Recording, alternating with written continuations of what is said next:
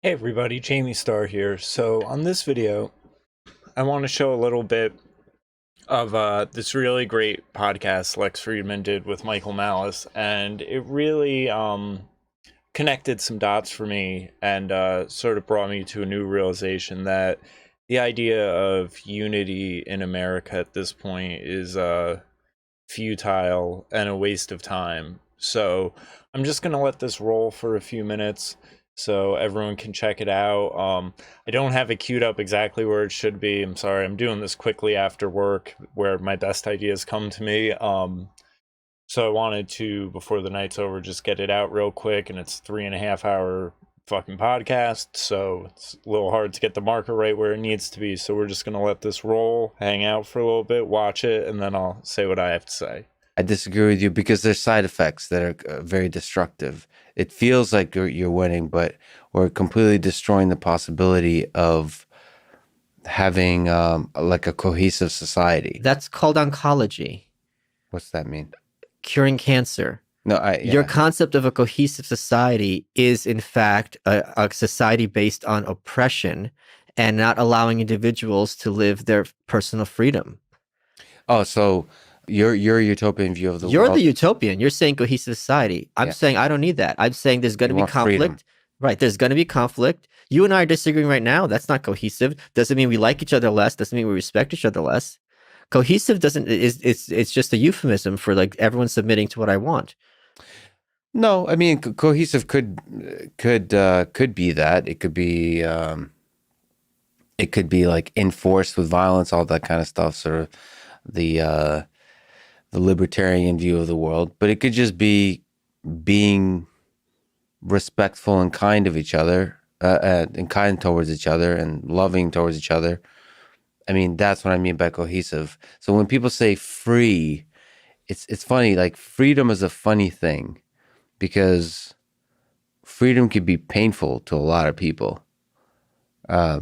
It's all matters how you define it, how you implement it, how it actually looks like. Sure. And I'm just saying, it feels like the mockery of the powerful leads to further and further the divisions. It's like it's turning life into a game to where it's always you're playing you're creating these different little tribes and groups, and you're constantly fighting the groups that become a little bit more powerful by undercutting them through guerrilla warfare kind of thing. And that's what the internet becomes, is everyone's just mocking each other. And then certain groups become more and more powerful, and then they start fighting each other into they form groups of ideologies, and they start fighting each other in the internet, where the result is it doesn't feel like the common humanity is highlighted. It doesn't feel like that's a path of progress. Now, like when I say cohesive, I don't mean like everybody has to be, enforcing equality, all those kinds of ideas. I just mean like not being so divisive. That's like, so it's going back to the original question of like, how do we put more love out in the world on the internet? I want divisiveness. So you think Yes, divisiveness is that's the effective? goal. That's very interesting. It's the goal. So we started this conversation by you talking about you have love for that small group. I think we both would agree to have a bigger group would be better, especially if that love comes from a sincere place. I think our country, I wrote an article about this 4 years ago, that it's time to disunite the states and to secede. This country has been held together with at least two separate cultures, with thumbtacks and string, for over 200 years. There's an enormous amount of contempt from one group toward another. This contempt comes from sincere place. They do not share each other's values. There's absolutely no reason, just like any unhealthy relationship, where you can't say, you know what, it's not working out. I want to go my own way and live my happiness. And I genuinely want you to go your way, live your happiness. If I'm wrong, prove me wrong. I'll learn from you and take lessons, and vice versa. But the fact that we all have to be in the same house together is not coherent. And that's not love. That is the path towards friction and tension and conflict. Do you think? Okay, so I'm gonna stop that there because that's the main point, and I highly recommend everyone check this out when you have time. But that really struck a chord with me because And now I'm going to go on a bit of a utopian tangent here, but it really struck a chord with me, especially again when I saw an old friend of mine posting all this "Go punch Nazis, Trump should die," and Michael Malice is explaining this like it's an abusive relationship and we're stuck in the house with these people. I mean, so I mean, look at it like this. Say we separated the states down the middle, red and blue. You'd have one set of states that would say, well, our science says life begins at conception, you know, and we have ultrasounds and all this other stuff, so therefore no abortion, we'll figure out our own plan. And then you have this other side where in New York you can get an abortion up until the day before birth, and you know, this is the whole "you don't believe in science" waving their fingers at people crowd, and meanwhile they're like engaging in child sacrifice. So let them do them, we can do us. I mean, he's so on point when he says it's no longer two people who want the same thing and have different mechanisms about it. We are very far beyond that. It is now at the point of two separate sets of morality, two separate cultures trying to coexist in a house, and it's not going to work. You know, the left is all for sexualizing kids, borderline pedophilia, a lot of activities that slide right down that slippery slope into it, whether it be no borders, which leads to human trafficking. I mean, there's really so many examples, but I mean, wouldn't it be great to just like set up states and you never have to, you know, a black person would never have to hear the phrase coon again until they entered the blue zone, or you know, just numerous other examples like that where, and I mean, think of it like this: they could have their Green New Deal, they could have their own energy policies. You know, when they have rolling blackouts, we'll still have power. That'll be great. You won't have child sacrifice. You'd probably have higher black birth rates and all this other stuff. You could have an immigration policy. They could have none. They could offer healthcare out to the world. See, the whole reason that this idea won't pick up mainstream, especially because you have almost a microcosm of this going on now between California and Texas, where a lot of your, you know, disaffected Obama voters are now like, oh shit, all of this crazy progressivism, you know, homelessness is out of control in a country, in a state that's the 5th largest economy. Like, how is this happening that there's so much money here and yet everything around us is falling to shit? It's corruption, it's mismanagement, and then it's these performative activities where it's, oh, we're going to go into all this, you know, unreliable sustainable energy stuff, and then, you know, you can't run your air conditioner, you know, during a heat wave all of a sudden because there's not enough power for it. So I mean, really, it would alleviate everyone's surface level problems with each other. But as I'm getting at, even with the energy thing, it will really fall apart when it gets down to who's going to pay the bill.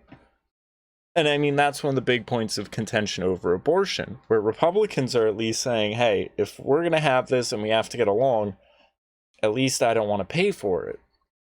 But they can't have that. They have to force everyone to pay for it. It's why under all this COVID stuff, you've had states that are mismanaging their budgets, performing poorly, then asking for extra money and trying to use COVID as the excuse. Hollywood is doing that. Hollywood has been making awful shit films no one wants to see. When no one sees them, they attack the fans. And now, because their industry has collapsed because of COVID, even though it was already heading downward, they're now saying everyone needs to bail us out. All those middle Americans that we've been calling you racist, Nazi, you know, bigots, whatever, we need your money to pay for us. So this seems like a great idea to me. Dissolve the United States. And you know, Michael Malice also makes interesting points about the social contract, elected officials, and the idea that because of geography they're supposed to represent you. Does all start to seem like a bunch of antiquated ideas when you think about cell phones and stuff. But I'm at the point he described where you go do you elsewhere. I mean, it's why I'm looking to move. I even spoke to my neighbor. He's planning on move, and his exact quote was, I want to live somewhere that reflects my values. And like I was saying, you have this going on in Texas. A lot of your big businesses, your wealthy people, Elon Musk, for example, is looking to move out of California. People are moving their businesses to Texas. It starts dropping the tax revenue of California, and now they can't handle all their social programs. And that's essentially what would happen. You would have one half of the country with jobs, and the other half would be trying to have some sort of socialist state without any sort of revenue or income to support it. So it's why they have to, try to keep everything together to force the one side to pay for the other. And I just don't see it working out. And the problem is the half of the country that's more concerned with business, whether it be big business or just minding their own business, isn't as tactically, I mean, whether it's the fact that they don't have Hollywood or the media apparatuses or something like that, like they're just not very good at winning because they're too concerned with business and everything like that. So you do have the left ultimately winning more in a cultural sense, even in a political sense. I mean, of course they're going to win in the law. Like, look at their whole side of the aisle. Everyone's a lawyer. So they understand how to work the system and game the system better than the other side of the aisle, where it's some lawyers, some businessmen, so on and so forth. But it's just also the two ways of looking at it, where, one is looking at the mechanisms of politics as how it should be constitutionally, protecting individual rights and liberties and patents and trade and all this stuff, and the other is looking at it as a social engineering mechanism to enact their will upon everyone. So the two sides can't come together. So I've given up on that idea. Unity is absurd. And I think the best path right now is to dissolve the states, because as Michael Malice puts, you essentially have had two cultures held together by, tape and thumbtacks for 250 years now. And now, as the left is going, I mean, to show you how ridiculous it's going to be, I mean, if you look at, and people say this and I don't think it really resonates, but even people like me that was an Obama voter and then voted for Trump, my politics didn't change much in that switch. It's that the left no longer represents my values. So you're gonna have so much going towards this one side. Like, we could probably leave these crazies with a state and just sort of banish them to it. I mean, essentially, it'd be like a new Australia where you just send all of your criminals and all of that other nonsense.